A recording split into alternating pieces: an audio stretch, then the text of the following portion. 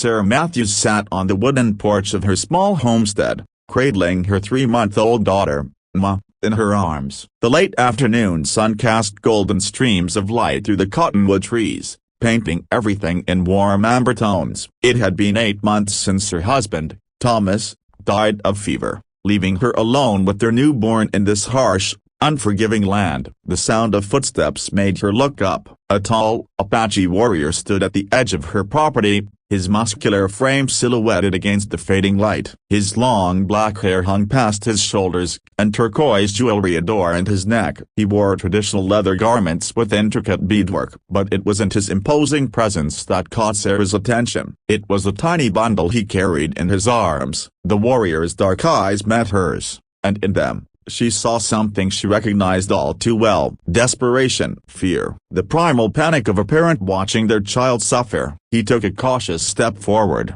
speaking in halting English. "Please, baby.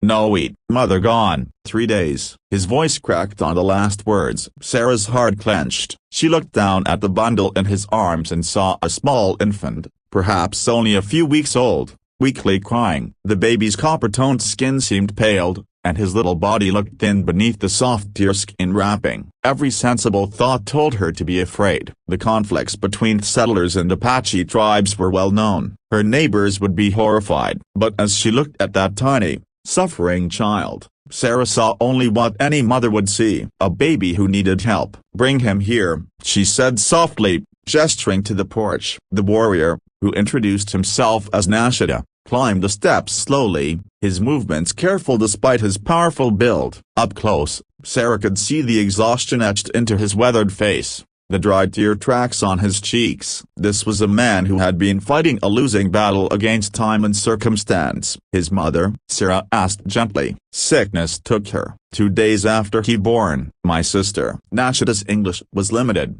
but his grief was universal. "I try.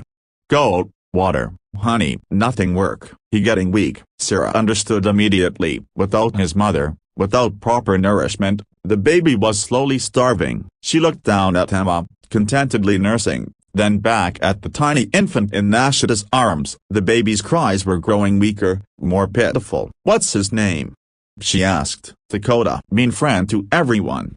Nashida's voice was barely a whisper. Sarah stood up, adjusted Emma in her arms, and reached out. "Let me see him." Nashida hesitated for only a moment before carefully placing the baby in her free arm. Little Dakota was so light, so fragile. His cries grew stronger when he felt her warmth, his tiny mouth instinctively searching. Sarah's body responded immediately, the way nature intended. "Come inside," she said, turning toward the door. "Both of you." In the simple main room of her cabin, Sarah settled into her rocking chair with both babies. Nashida stood awkwardly by the door, this fierce warrior suddenly unsure in the face of such intimate kindness. "Sit down," Sarah told him, nodding toward Thomas's old chair. "This will take time." As Emma finished nursing, Sarah gently shifted Dakota into position. The tiny baby latched on with surprising strength, and his desperate cries finally, blessedly, quieted. Sarah felt tears slip down her cheeks as she watched him drink,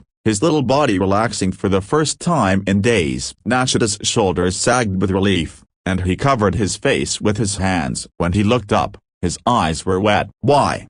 he asked simply. "Why you help?" Sarah looked at him, this man who the world told her to fear, and saw only another human being trying to protect someone he loved. "Because that's what we do," she said quietly. "When we can help, we do." It's really that simple. Over the next few weeks, an unusual routine developed. Nashida would bring Dakota to Sarah's homestead twice a day. In the early morning and late afternoon, he would sit quietly while she nursed both babies, often bringing gifts of freshly hunted rabbit, wild herbs, firewood he'd chopped from the forest. Sarah taught him more English words. He taught her some Apache phrases and the proper way to prepare certain medicinal plants. The neighbors noticed. Of course, Martha Henderson from the neighboring property came by one afternoon, her face pinched with disapproval. "Sarah Matthews, people are talking," Martha said, standing stiffly in the doorway. "It's one thing to show charity, but this arrangement,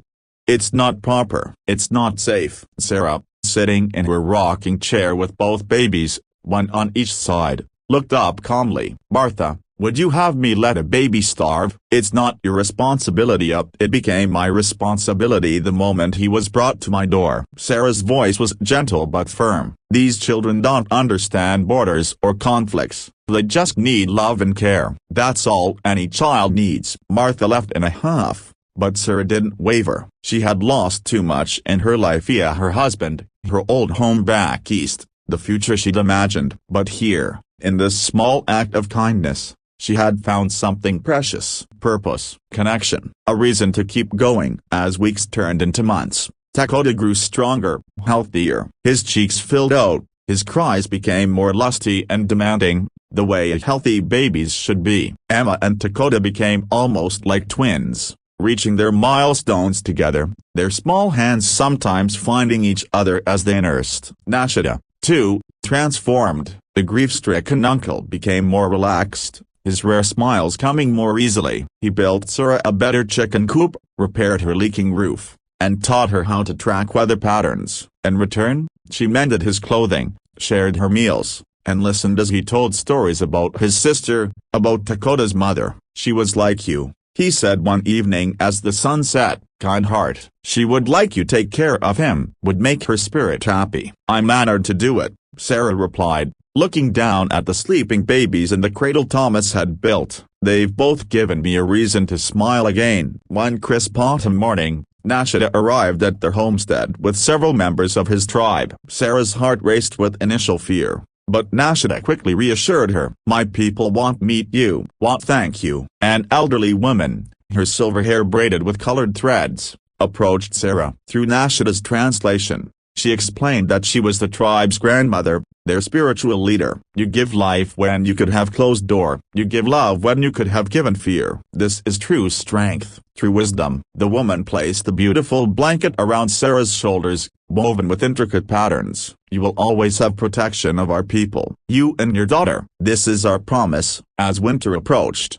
the arrangement slowly shifted. Dakota was old enough to begin eating soft foods, though he still needed Sarah's milk. But more than that, he had bonded with her in a way that went beyond mere survival. When he cried, he reached for her. When he was scared, she was his comfort. And Emma had a companion, a brother in all but blood. One snowy December evening, Nashida sat longer than usual after bringing Dakota. He seemed to be struggling with something, his weathered face troubled. "What is it?" Sarah asked gently. "In spring, my tribe must move. Follow the buffalo, find better water." He paused, looking at Dakota sleeping peacefully in the cradle. "But he is yours now. More than mine." "I see this." Sarah's eyes filled with tears. She had known this moment might come, but she hadn't let herself think about it. "Nashida, he's your nephew, your blood. I could never. You are a mother he knows, mother he needs." Nashida's voice was firm but sad. "My sister, she would want him to live, to grow strong and safe. Here, with you, he has this. With us." He gestured vaguely at the uncertain future. "Life is hard, moving always, fighting to survive." "What are you saying?" "I am saying, keep him, raise him as your son, teach him to be good man, tell him about his Apache mother, about his people, but give him life my sister wanted for him. Safe life, happy life." Sarah looked at both children, sleeping side by side, Emma and Dakota, her daughter and her son, because that's what he had become, hadn't he? Over these months of nursing him, comforting him, watching him grow. Love didn't require blood, it only required an open heart. "Are you sure?"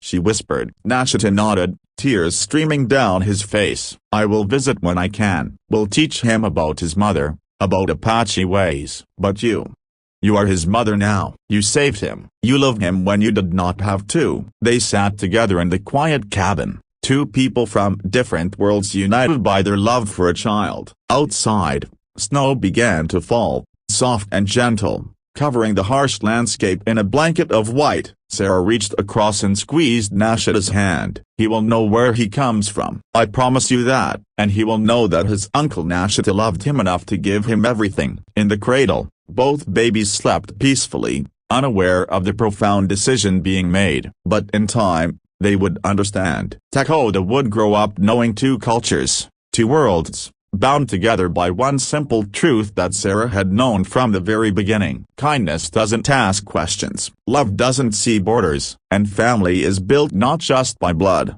but by the daily choice to care, to sacrifice, to open your heart even when the world tells you to close it. As Sarah rocked in her chair, watching the snowfall and listening to the peaceful breathing of her two children, she felt Thomas's presence somehow, as if he were nodding his approval. She had lost so much, but in opening her door to a desperate warrior and a starving nephew, she had gained something even more precious: a family, a purpose, and the deep, abiding knowledge that one person's kindness can change the course of a life forever. Years later, when Dakota was grown, he would tell his own children about the three parents who shaped him: the Apache mother who gave him life, the uncle who fought to save it, and the settler woman who chose love over fear and taught him that the greatest strength lies not in weapons or walls, but in an open heart and willing hands, and that, he would say, was the greatest gift anyone had ever given him.